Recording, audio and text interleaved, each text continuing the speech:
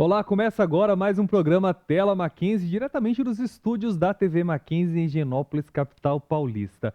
Você já deve ter escutado as pessoas falarem: os tempos mudaram, tá tudo diferente, as pessoas mudaram, mas o que isso significa realmente?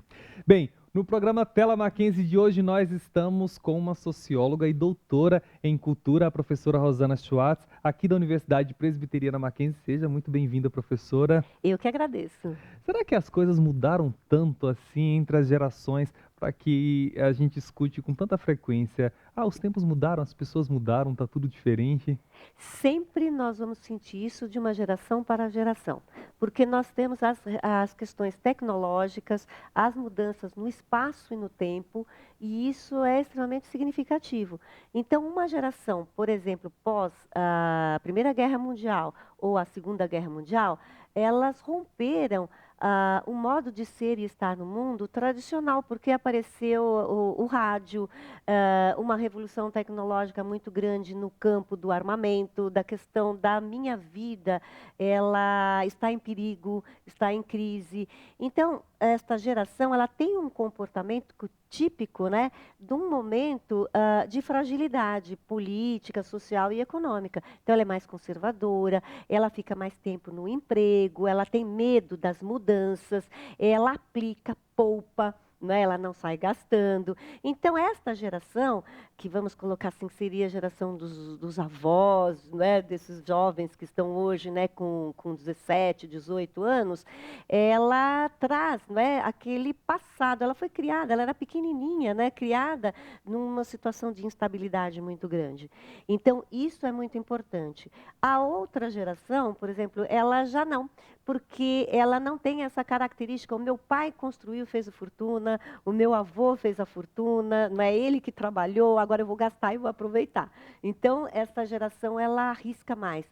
Ela não fica tanto tempo no emprego, ela muda, ela muda nos aspectos das suas posições políticas, ela tem mais uma sociabilidade mais dinâmica, porque o outro tinha medo, né? E assim você vai tendo as alterações conforme o que está ocorrendo no campo da história. Então quer dizer que daqui a pouco eu que vou ser o conservador e vou estar dizendo: "Olha para isso", Com né? certeza. Uma criança hoje que já aprende, ela já praticamente está nascendo com o tablet na mão e ela conversa, vamos falar assim, com as imagens, ela entende o verbal e o não verbal, sem que você ensine nada para ela, ela vai olhar e falar assim, nossa, o nosso colega aqui, né, ele é extremamente ultrapassado, na realidade é isso. Porque quanto mais acelerada, nós estamos num mundo que é hipermoderno, extremamente acelerado. E alguns autores até falam que é um mundo líquido, né? A modernidade líquida. Você não Bauman consegue, o principalmente, né? Bauman, você não consegue segurar, porque ela se transforma muito rapidamente. Então, esta geração, por exemplo, que hoje está na universidade ou saindo, né, com o seu primeiro trabalho, seu primeiro emprego, ela não é muito fixa, né? Ela muda de emprego, ela quer ficar na casa dos pais, porque ela não quer ter a responsabilidade nessa idade de já constituir uma família, ela prefere estar numa zona de conforto que o pai faz com que os pais, né, fazem isso com ela, porque também esse pai está o dia inteiro trabalhando, a mãe também trabalhando. Então, Porque tem uma outra percepção tem de uma outra trabalho e de percepção de sociedade, né? isso, porque quer dar a ela, né, aquilo que ela também não teve, porque ela está numa geração de mudança. O que você percebe, o que você tem que analisar é da seguinte maneira: geração pós-guerra, mais conservadora. Geração dos anos 60, que nasceu nos anos 60, mais arrojada, mais liberal, mais ousada, porque é a geração dos movimentos, movimento feminista, movimento gay, movimento negro, né, movimento estudantil, movimento operário. Então, uma geração mais ousada. Depois, na sequência, uma geração mais conservadora, porque você tem as ditaduras no mundo, então um mundo mais conservador, mais perigoso, então não pode se isso, não pode acontece aquilo, né? E aí os filhos desta, que agora, né, que foi a geração da ditadura, esses jovens que estão estudando. Então, esta da ditadura quer super proteger, ela quer dar a esse filho o máximo possível, né, de carinho e de conforto dentro da casa. Então, antes dos 30, 32 anos, 35 anos, essa geração está mais interessada em se estudar, não é? se qualificar, não é? Ir para, às vezes, cursos, né, fora até do país, e depois que eles vão pensar na questão do trabalho, do emprego, né, e assim por diante. Mas uma observação nós temos que falar. Nós estamos aqui focando o homem e a mulher do centro urbano, dos grandes centros urbanos, porque se você pegar a gente deslocar nesse Brasil imenso, né, para outras regiões, ainda você tem nas gerações mais novas o comportamento mais tradicional. Né? Então, a menina ainda, quando ela está chegando nos 25, 26, 27 anos, e ela não tem já o seu pretendente, já mais assim, né, focada, ela vai falar, será que eu vou ficar para ti? Ainda você tem isso. Isso nós chamamos em história de permanência. O que é isso? É longa duração. Por mais que eu transforme a sociedade, a longa duração, que é a questão cultural, ela é consolidada, ela é concretizada, ela fica, ela permanece. Então, nos grandes centros, eu não percebo tanto porque a minha vida é muito rápida, é muito ágil, a minha temporalidade é muito acelerada. Então, isso passa mais desapercebido, né? E nas outras regiões do país, regiões mais do interioranas, isso já fica mais visível, é mais parecida com as gerações passadas. Ela ainda acha que tem o príncipe encantado e o rapaz a princesa. E as gerações que estão ligadas mais na internet, né, ligadas mais nesse mundo acelerado urbano, já sabem que essa princesa não existe, como até você tem games e você tem séries e livros mostrando outro perfil desses personagens. Então quer dizer que o tempo todo teve isso, né? Então os meus pais falavam, os meus avós falavam dos meus pais, e aí os meus bisavós falavam dos meus avós, era todo mundo falando. Isso. E a história, ela vai passando de geração para geração, a história da família, né? E isso é importante, que por mais que ela esteja transformada, né, ela pense de uma outra maneira, ela resgata aquele passado da família lá atrás. Então, a minha avó, ela fazia isso, a minha bisavó, né, me contavam que ela tinha determinadas formas de fazer um alimento ou de cuidar da casa. Passa a ser uma É referência, uma né? referência. Então, uma geração não apaga a geração anterior, ela vai levando para frente, não é? Como se fosse uma memória de família, né? Isso é interessante, só que com outro olhar. Então, eu estou hoje falando da geração passada, não condenando a geração passada, mas falando que ele não é mais adequado hoje. Então, você trata enquanto até um documento da história. Olha, minha avó fazia comida dessa maneira. Algumas pessoas estão percebendo isso e utilizam isso no mercado hoje. Então, o tal do caseiro, né? Vou comprar uma torta caseira, vou comprar um alimento caseiro, vou O comprar um produto da queijo, um produto avó, da avó, que é feito na fazenda. Em cima do discurso da sustentabilidade, do meio ambiente, na realidade você está resgatando uma história de memória de família do passado para o mercado hoje. Por quê? Porque tudo ficou muito diluído, muito líquido. Então eu pego o que é sólido e trago falando para em cá. mercado, tecnologia, no próximo bloco a gente vai entrar nesse assunto. Eu quero saber onde é que a tecnologia entra aí para tentar mexer, influenciar essa geração. Mas é daqui a pouco, logo depois do intervalo.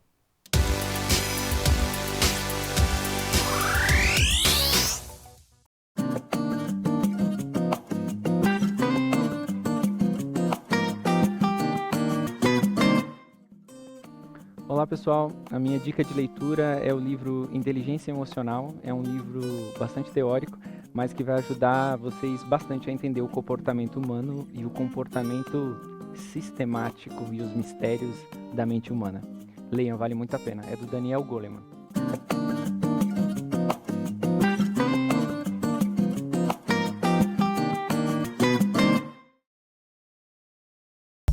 Amplie seus conhecimentos. Faça pós-graduação no Mackenzie. São mais de 140 anos de tradição e pioneirismo em ensino. Informe-se. e crie novas oportunidades em sua vida.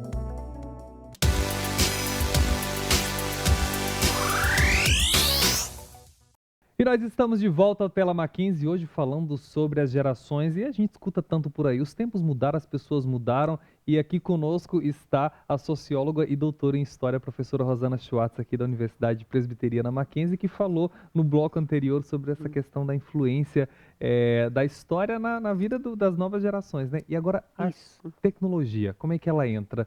Se você pensar hoje que é uma geração internet, ela muda a sociabilidade, muda o seu comportamento político, as questões de pesquisa, ela recebe uma informação excessiva, mas ela não sabe como fazer, às vezes, o que fazer com essa informação.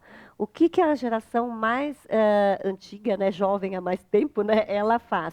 Ela orienta, né, essa geração o que fazer com essa informação, porque ele está hoje falando ao mesmo tempo com pessoas do mundo inteiro, aí sua identidade local entra em contato com a identidade global e ela se movimenta e torna-se uma identidade universal. Olha que interessante. Então, a linguagem, eu mudo porque a rapidez com que eu tenho que me comunicar e eu tenho um entendimento com o mundo inteiro, ela passa a ser cada vez mais curta. Eu não tenho tempo de falar longamente. E isso se reflete em todas as questões. Eu não consigo, em sala de aula, prender a atenção do meu aluno mais do que 10 minutos. Eu tenho que usar outras estratégias para que ele volte o tempo todo, né, para aquele assunto que a gente está discutindo, problematizando e trabalhando em sala de aula. Isso é fundamental a gente ter esse entendimento, porque ele está conectado, conversando com várias pessoas e, ao mesmo tempo, ouvindo música, jogando game, ele faz diversas coisas ao mesmo tempo. As gerações mais antigas não conseguiam fazer isso. Então, ela não compreende, às vezes, falando assim, menino vai estudar, e não percebe que ele está estudando, ouvindo música e jogando game, né? E o pai tem que começar a se adaptar, a família, com esse jovem que consegue fazer tudo isso. E no campo do trabalho, a mesma coisa, porque ele consegue, não é? Apesar de ter um conhecimento mais raso, se ele não tiver quem o oriente, não é? Ele consegue fazer várias coisas ao mesmo tempo. Entretanto, não é? Eu preciso fazer com que ele fique mais centrado, que ele não troque tanto de emprego, que qualquer desgosto faça com que ele delete o colega que está falando o contrário dele, que ele aprenda a ouvir o não.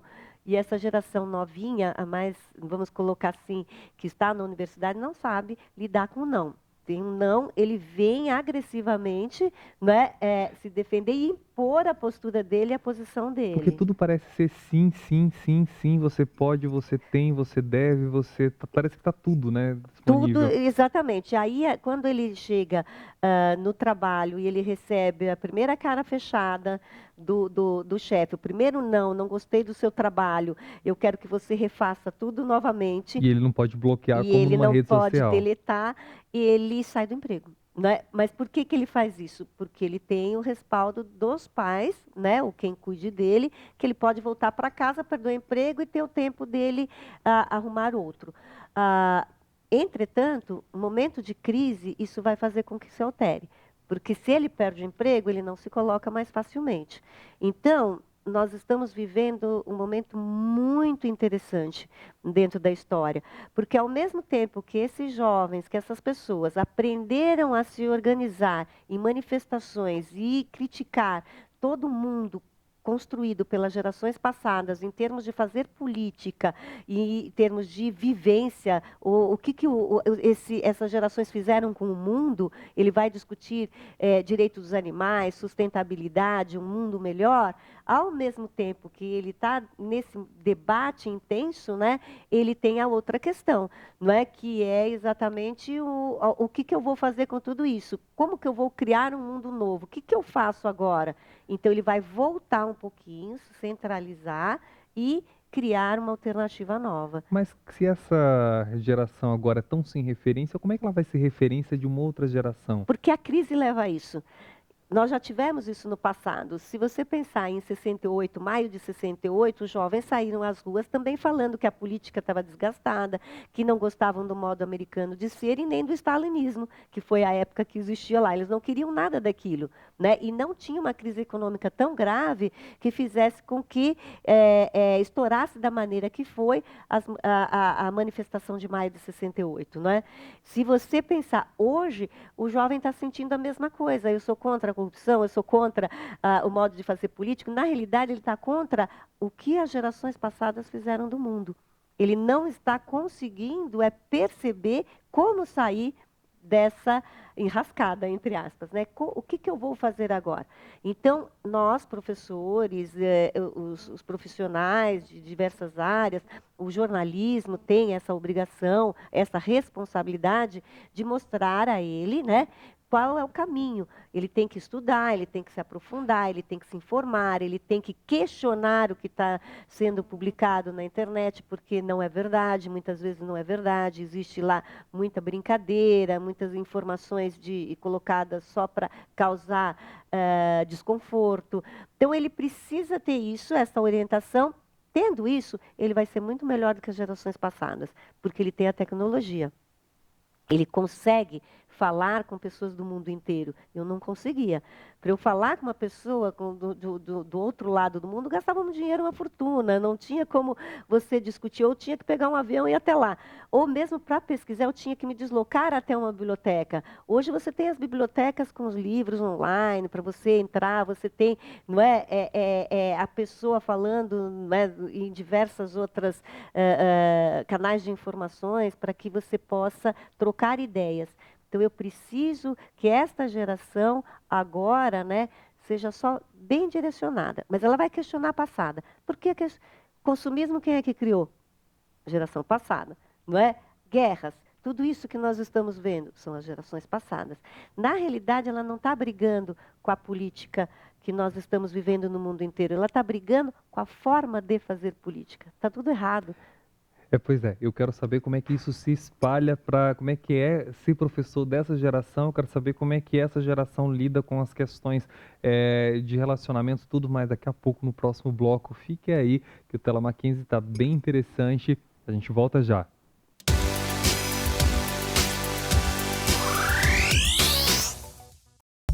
Amplie seus conhecimentos. Faça pós-graduação no Mackenzie. São mais de 140 anos de tradição e pioneirismo em ensino. Informe-se e crie novas oportunidades em sua vida.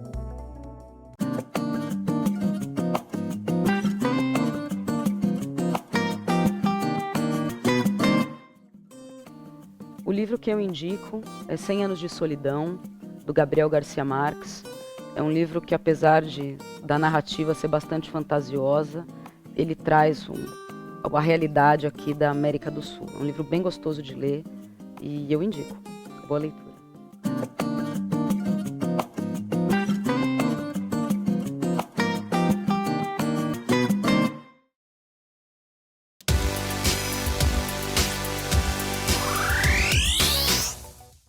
Nós estamos de volta, Tela Mackenzie, hoje falando sobre esse diálogo entre as gerações e sempre em cima daquele dizer, os tempos mudaram, as pessoas mudaram, tá tudo diferente. E professora, essa geração nova agora é mesmo diferente, né? As coisas acontecem mais rápido por conta da tecnologia. Como é que é essa geração com relação à outra? Como é que é lidar com essa geração na sala de aula? Existem estudos dentro de universidades consagradas mostrando que o fato até do game, de mexer rapidinho com os dedos, né? Eles ativaram áreas do cérebro que as gerações passadas não tinham isso tão desenvolvida, né? Eles têm um olhar diferente com relação a espacial, porque eles navegam e vão de uma informação para outra, para outra, para outra, não são nada lineares. Então eu aprendo muito com eles. O professor, o educador, ele tem que ver que nós estamos trocando conhecimentos. Eu, de uma maneira mais erudita, porque já estudei muito, então tenho todo um conhecimento para construir junto com eles, com a linguagem deles e com o olhar deles. Eu não posso impor mais a forma que era da minha geração. porque ele não vai me compreender. Porque ele vai achar aquilo tudo muito cansativo e não vai aplicar na vida cotidiana. Hoje tudo é muito assim, eu tenho que dar a teoria e aplicar Gastar na um vida tempo, cotidiana. gas- Isso. gastar um tempo para ir na biblioteca, pegar um Isso. livro e ler, fazer uma pesquisa, Ele quase. não precisa fazer isso. Ele baixa na internet as bibliotecas, os livros, ele entra e livros importantíssimos, mesmo às vezes que estão na biblioteca física, né? Só se você não tiver, isso é interessante que ele entre, lógico, no espaço da biblioteca, isso nunca ele vai perder, mas você tem que explicar para ele que aquele espaço físico, ele vai aprender da mesma maneira que no espaço virtual que ele está acostumado a utilizar. As pessoas hoje, esses jovens, eles aprendem outras línguas jogando. As empresas estão utilizando a lógica do game na empresa, porque esse jovem já vem com essa lógica do game, porque eu tenho que passar de fases para acertar aqui, eu preciso isso. Então ele interage, ele é interativo, ele é criativo, ele é inovador, porque se ele não tiver tudo isso, ele morre no jogo. Olha só. Então isso ele traz para dentro da vida dele. Né, na vida cotidiana, ele tem que ser extremamente criativo. Esse é um lado positivo. O lado negativo cria insatisfação, porque ele está sempre passando de fase, passando de fase, passando de fase. Ele conquista no mundo virtual as coisas, mas no mundo real, não. No mundo real, ele ainda é super protegido, ele está dentro de casa, e ele vai se fechando, ele fica isolado. É uma característica que a gente tem que estar muito atento. E principalmente em sala de aula. Se aquele aluno está muito isolado, eu tenho que puxá-lo para que ele interaja, como ele faz na vida cotidiana dele, no computador, na sala de aula. Eu tenho que fazer com que isso aconteça, porque senão você tem hoje um quadro muito grande de depressão, porque é a sociedade do desejo, é a sociedade do prazer, é a sociedade do aqui e agora. E se eu não consigo aqui e agora e não consigo saciar o meu desejo, eu fico frustrado. Eu não consigo lidar com isso. A minha geração, as gerações mais antigas, elas sabiam lidar com a frustração, porque ela passou por guerra, passou por ditadura, ela passou por crises econômicas terríveis. Então, hoje eu tenho, amanhã eu não tenho. Esta não. Essa é uma geração que nasceu, né, com os pais e com os responsáveis, seja lá quem for, né, dando tudo a eles. Tudo assim. E tudo fácil. Então, mesmo que ele viva num mundo não privilegiado economicamente, que seja uma pessoa que não tenha tanto poder aquisitivo, ele tem acesso às coisas, porque você tem o crédito. Então, ele tem o celular moderno, ele tem o seu game, pode não ser o último de geração, mas ele tem um game, ele tem a internet, ele tem o Wi-Fi. Não é? Então, a pessoa mais simples está, às vezes, comprometendo o seu orçamento para dar isso aos filhos, para que ele esteja em pé de igualdade para competir com aquele que tem tudo. Não é? Porque se eu não dou isso para ele, ele fica muito atrás. Então, esse pai, mesmo ele não tendo a consciência disso, ele dá, porque ele sabe que o filho ele está interagindo de alguma maneira, ou está se distraindo dentro de casa e não está na rua, às vezes, abandonado à própria sorte, dependendo do grupo social que a gente está falando. Então, isso é importante a gente estar, enquanto educador, atento, né, dentro da sala de aula, que a linguagem é outra. Eu não posso exigir que ele tenha um longo discurso, como nós estamos falando aqui, para ele passar uma mensagem para você. Ele vai escrever BLZ, que é beleza, tudo bem, achei legal. Ele vai fazer um joinha e ele já te deu a resposta, porque ele é muito rápido, ele não vai perder tempo falando. Ele cria uma linguagem própria, e é universal, todos eles se entendem no mundo inteiro com essa linguagem. Na sua aula, por usar celular? Na minha aula pode usar celular. E usa celular da seguinte maneira, né? Às vezes eu até brinco com eles estão lá no celular, eu estou falando uma parte teórica, eu falo, vamos parar de conversar, eles caem na gargalhada. Mas a sala tem completo silêncio. Falei, vamos conversar de verdade? Procura aí, né, o que o Bauman falou sobre isso. Procura o Lipovetsky. Vamos procurar os nossos autores. Quem são eles? Né? Ou esse assunto. Vamos lá entender essa palavra. Vai lá no dicionário. O que significa isso? Por exemplo, né, uma ação. O que é ética? Quais são os valores principais da sociedade ocidental, de matriz judaico-cristã, contemporânea? Eles vão lá e buscam. Aí eles ficam super felizes. Porque eles acham informações diferentes. diferentes. E aí eu começo a direcionar, falando, olha, não vamos só nesse Google, vamos no Google acadêmico, vamos ver o que está escrito lá, vamos buscar outros sites, vamos no Cielo, vamos entrar nas teses, né? Tem um banco de teses, vocês sabiam? Olha, o assunto que você gosta, vamos ver o que já foi escrito sobre isso, e aí eles vão achando. E o debate fica muito interessante. O exercício em sala de aula é muito mais um aprendizado meu do que deles, porque eu tenho que pensar em todo esse conteúdo que eu estudei e que eu preparei para aquela aula, como que eu vou fazer isso ser interessante para ele e que isso possa, de uma maneira celular, viralizar, como eles chamam, porque eles falam sobre a aula. Você não acha que é você, mas às vezes alguém fala assim, professora, eu te vi falando alguma coisa sobre o assunto X, não é? E ele sabe disso. Então, o que você tem que fazer? A primeira coisa, falou, olha, tem direitos autorais, explicar as questões legais, as questões morais, éticas. Você pode colocar minha aula, desde que você esteja fazendo isso para ajudar alguém que você queira que fale sobre esse assunto. Agora, polêmicas maiores, questões que esbarram em cima dos valores éticos, aí você vai tomar um processo. Não esqueça que você já é universitário. Então, dá para a gente ter essa linguagem.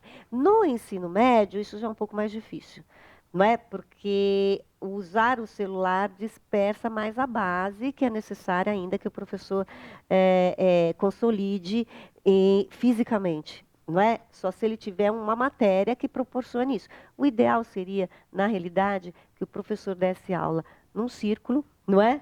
E que nós tivéssemos um computador e que os outros computadores todos conectados, o professor falando e a gente viajando na internet e que eles fossem pesquisando juntos e uma tela maior onde eu pudesse ver o que eles estão falando e a gente debatendo os assuntos. Um dia, quem sabe.